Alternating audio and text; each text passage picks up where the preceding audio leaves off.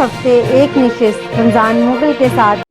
السلام علیکم ناظرین، میں ہوں آپ کا ہوسٹ رمضان مغل اور آپ دیکھ رہے ہیں جی ایس ٹی وی پروگرام ایک نشست رمضان مغل کے ساتھ۔ ناظرین، آج ہمارے ساتھ موجود ہیں یہاں کراچی میں لاہور سے تشریف لائے وحدت امت کانفرنس میں خصوصی طور پر شرکت کرنے کے لیے آئے ہیں شیخ سلیم صاحب۔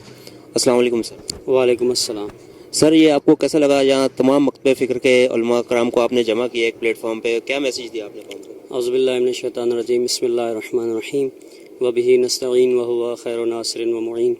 الحمدللہ، خدا کا لاکھ شکر ہے کہ ایک مدت سے استاد محترم آغا سید جواد نقوی حفظہ اللہ اس پیغام وحدت کو پورے ملک میں پھیلا رہے ہیں، اور اسی وحدت کے پیغام کی ایک کڑی یہ وحدت کانفرنس ہے کراچی کے اندر۔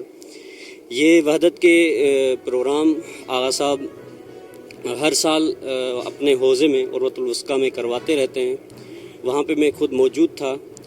جو گزشتہ وحدت کانفرنس گزری ہے اس میں علماء کرام جتنے بھی اہل سنت کے، خصوصاً اہل سنت کے علماء نے یہ تقاضا کیا تھا کہ یہ جو وحدت کا نعرہ ہے یہ ہمیں رسول اللہ کی ولادت کے دن ہمیں یاد آتا ہے۔ ربیع الاول میں وحدت کے نعرے لگاتے ہیں، اس کے بعد پورا سال وحدت بھول جاتے ہیں، یعنی ایک رسم بن چکی ہے کہ جب بھی رسول اللہ کی ولادت ہوگی تو ہم وحدت کا نعرہ لگائیں گے، اس کے بعد وحدت بھول جائیں گے۔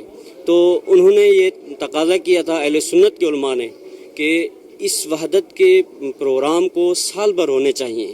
جتنے بھی جو ہے نا وہ اکابرین ہیں اور قوم کے ملت کے علماء، جیت علماء ہیں، ان سب نے یہ تجویز دی کہ یہ وحدت کے پروگرام ملکی سطح پہ، ضلعی سطح پہ، صوبائی سطح پہ ہونے چاہیے، اور اس کے بعد یو سی سطح پہ بھی ہونے چاہیے، چھوٹے سطح پہ۔ تو آغا صاحب نے حامی بھری، اور اس پروگرام میں بیسیکلی میں آپ کو بتانا چاہتا ہوں کہ اس پروگرام میں جو سب سے زیادہ پیش رہے وہ علماء اہل سنت تھے۔ ابھی میں دیکھ رہا ہوں، میں تقریباً 2-3 ہفتوں سے پورے سندھ میں آغا صاحب نے مجھے یہ ذمہ داری دی کہ پورے سندھ کے شیعہ سنی مدارس میں جا کے دعوت دیں، اور بہت سارے علماء کرام نے اس کو بہت سراہا ہے، اور اس قدم کو ایک قوم کے لیے ایک سب سے بڑی خدمت قرار دیا ہے، چونکہ یہ نفرت اور تعصب کا جو ماحول ہے یہ فقط ان قربتوں کے ساتھ جو ہے نا وہ ختم ہو سکتا ہے۔ ٹھیک ہے، بہت شکریہ جناب سلیم صاحب، خصوصی طور پہ بہت شکریہ آپ کا ہوسٹ رمضان مغل اور آپ دیکھ رہے ہیں جی ایس ٹی وی یو کے۔ ناظرین، آج ہمارے ساتھ موجود ہیں وحدت امت مسلمہ کانفرنس یہاں کراچی میں منعقد کی، اس میں ہمارے موجود ہے یوتھ پارلیمنٹ کے اپوزیشن لیڈر جناب سر کیا نام ہے؟ محسن عباس صاحب۔ السلام علیکم۔ وعلیکم السلام سر۔ سر، یہ کیسا آپ نے دیکھا یہاں مسلم مکتب فکر کے علماء کو جمع کیا ایک ساتھ، انہوں نے کیسا آپ کا انوائرمنٹ دیا؟ السلام علیکم۔ جیسا کہ رمضان بھائی، اس سے پہلے بھی ہمارا ایکسپوجر رہا ہے، تمام علماء کرام کے درمیان ہم آتے جاتے رہے ہیں، لیکن آج ہم نے ایک مختلف ایکسپیرینس کیا، اور تمام علماء کرام جو ثناخوان حضرات تھے ان کو سنا، ان کے میسج کو دیکھا، اور یہاں کے جو منتظمین تھے ان سے خاص طور پہ میں نے بات کی کہ اس کے کیا اغراض و مقاصد ہیں، اور مستقبل میں یہ جو ہے وہ کس حد تک آپ اس کو جو ہے وہ کنٹینیو کریں گے۔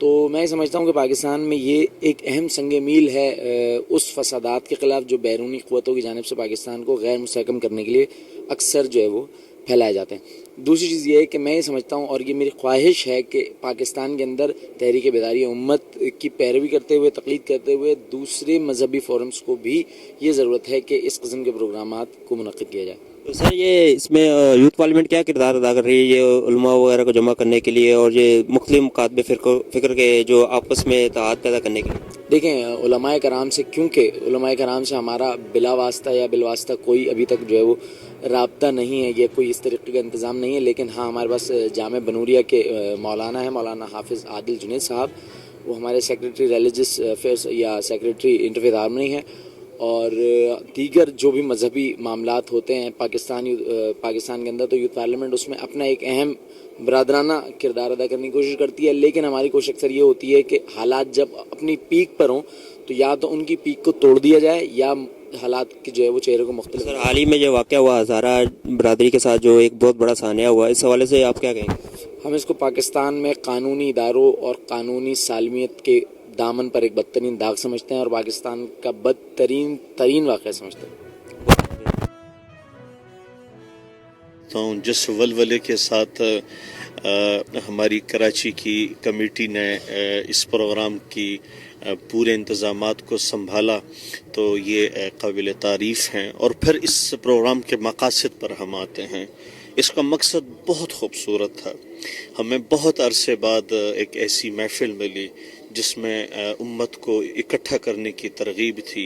हमें वो भूला हुआ सबक याद दिलाया, भूले हुए वादे याद दिलाए, भूला हुआ इख्तलाफ का हुस्न हमें याद दिलाया, भूली हुई दास्तानें याद दिलाई।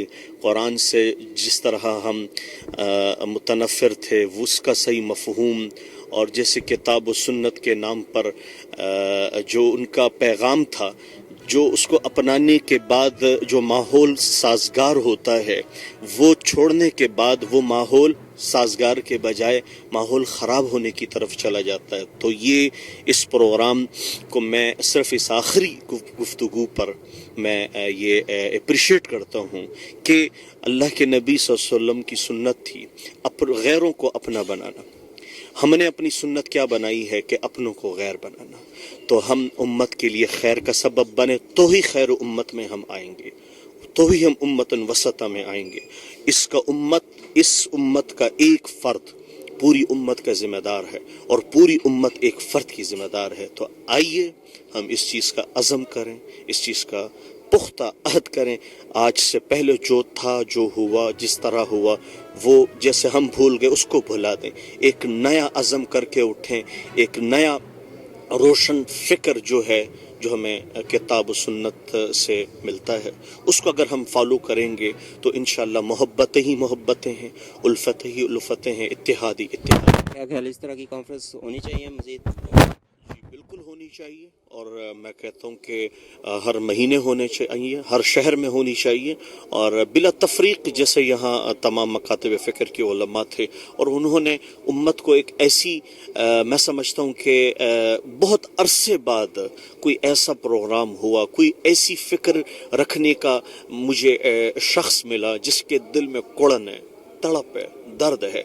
और मैं समझता हूँ कि उसका कुड़न और दर्द पूरी दुनिया तक पहुंचेगा और इंशाअल्लाह पाकिस्तान ही पूरी दुनिया के लिए पाकिस्तान हो सकता है। ठीक है, बहुत शुक्रिया जहां सलीम साहब।